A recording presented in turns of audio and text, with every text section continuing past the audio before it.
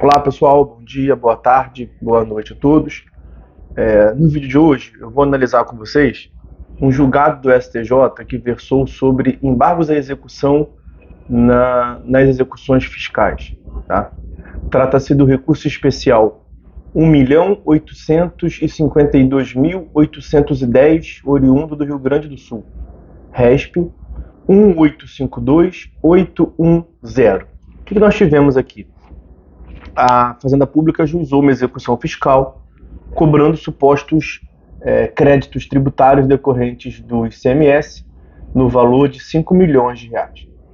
E aí a empresa, imputada como devedora, insatisfeita e não concordando com a tese da Fazenda Pública, se defendeu na execução fiscal mediante embargos à execução fiscal e apresentou como garantia um seguro-garantia emitido por uma seguradora no valor de 8 milhões de reais, para abranger o crédito tributário atualizado e as custas do processo, 8 milhões de reais.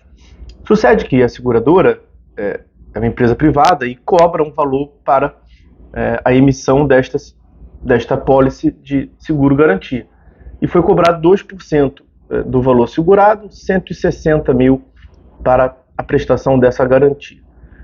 Ao final do processado, esses embargos à execução fiscal foram julgados procedentes, para com isso, então, se desse a declaração de inexigibilidade desse valor de 5 milhões cobrados a título de dívida de ICMS.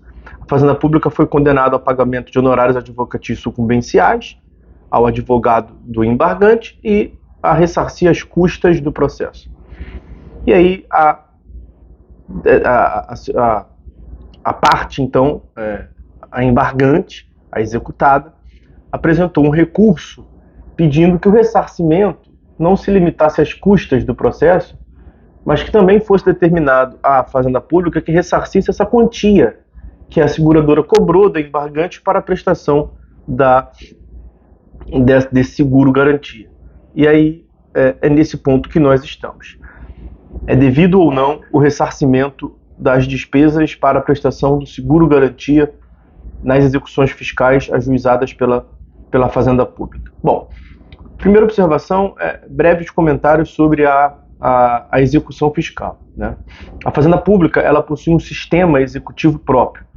Quando ela é a devedora, ela não paga submetendo os bens públicos à penhora. Ela paga mediante precatório, RPV, conforme previsão do artigo 100 da Constituição Federal e a sistemática regimental do CPC. Quando ela é a credora, ela também não ajuiza uma execução comum. Ela tem uma execução especial, que é essa tal da execução fiscal. Então, a execução fiscal é a ação judicial proposta pela Fazenda Pública, seja de administração direta ou indireta, para cobrar créditos inscritos em dívida ativa, seja esse crédito tributário ou não tributários. A execução fiscal é regida pela Lei 6.830 de 80, a LEF, Lei das Execuções Fiscais, e aplica-se subsidiariamente o CPC.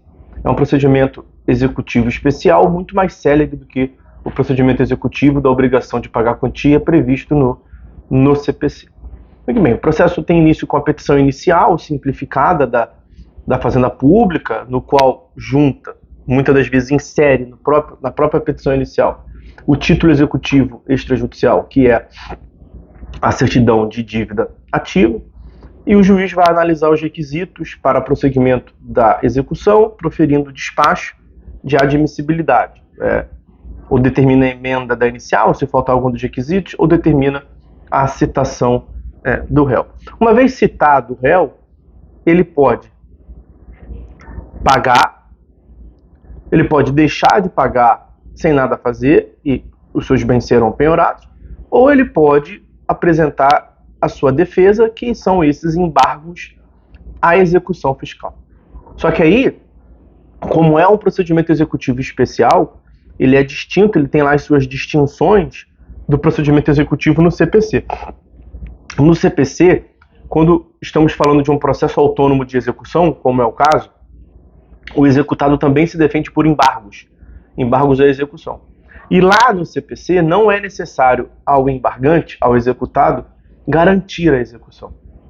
Aqui, na execução fiscal, ao revés, o artigo 16 exige, como uma condição de procedibilidade do processamento dos embargos à execução, que haja o depósito como garantia, quer dizer, que haja a garantia do juízo. A garantia do juízo pode se dar de diversas formas. A garantia do juízo pode se dar por apresentação de bens a serem penhorados, pode se dar por depósito em dinheiro, pode se dar por fiança bancária ou pode se dar por seguro-garantia, conforme previsão do artigo 16 da LEP. O que importa é que na execução fiscal, para o executado se defender por embargos, ele, o executado, que vai se tornar embargante com a oposição dos embargos, precisa oferecer a garantia, algum bem para garantir o juízo, que é a garantia, que é a certeza de que, após o julgamento dos embargos, sendo os embargos rejeitados, a execução terá um bom termo, a execução terá efetividade, solvibilidade, ok? Então, essas as ponderações que tínhamos para fazer para entender por que esse embargante apresentou essa apólice de seguro-garantia para se defender na execução fiscal. E aí, com relação ao ressarcimento pela Fazenda Pública dessa despesa que ele teve para obter da seguradora essa apólice de seguro-garantia. É devida à restituição pela Fazenda Pública? Aqui incide alguns artigos do CPC, né, quanto às despesas processuais. O artigo 82, no parágrafo 2º, prevê que a sentença condenará o vencido a pagar ao vencedor as despesas que antecipou. Será que essas despesas podem, então, ser entendidas como necessárias a serem ressarcidas pelo vencido? Bom, o artigo 776 prevê que o exequente ressarcirá ao executado os danos que este sofreu quando a sentença transitada em julgado declarar inexistente no todo ou em parte a obrigação que ensejou a execução. E é aqui que nós estamos. Então, é devido o ressarcimento desse valor que a parte teve que desembolsar para conseguir essa apólice de seguro-garantia?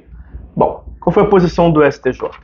O STJ afirmou que é verdade que o artigo 82 prevê que as partes devem prover as despesas dos atos que realizarem ou que requererem no processo, sendo devido ao vencido pagar ao vencedor as despesas que foram necessárias antecipar.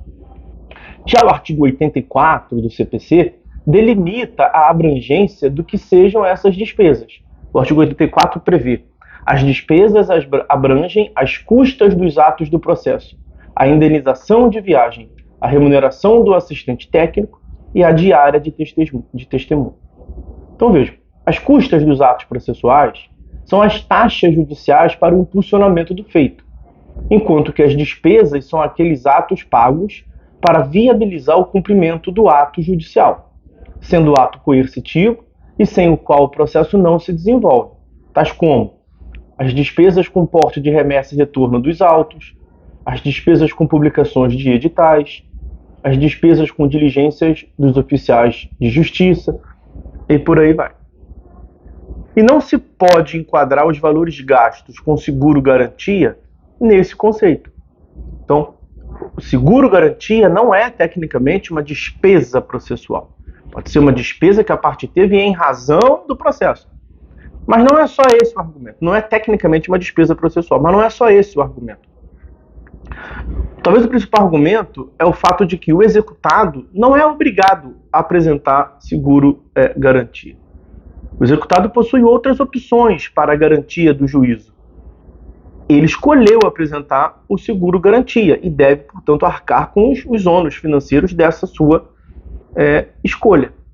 Justamente pelo fato de que cabia algumas escolhas, como prevê o artigo 16, depósito em dinheiro, apresentação de bens a serem penhorados, fiança bancária além do seguro-garantia, como há essas escolhas, isso não é uma despesa processual. A despesa processual é um ato obrigatório a ser praticado no processo. Então a conclusão a qual chegou o STJ é a seguinte, aspas, é descabido o ressarcimento de valor despendido com a apreensão de seguro-garantia para viabilizar a oposição de embargos à execução opostos contra a pretensão da Fazenda Pública.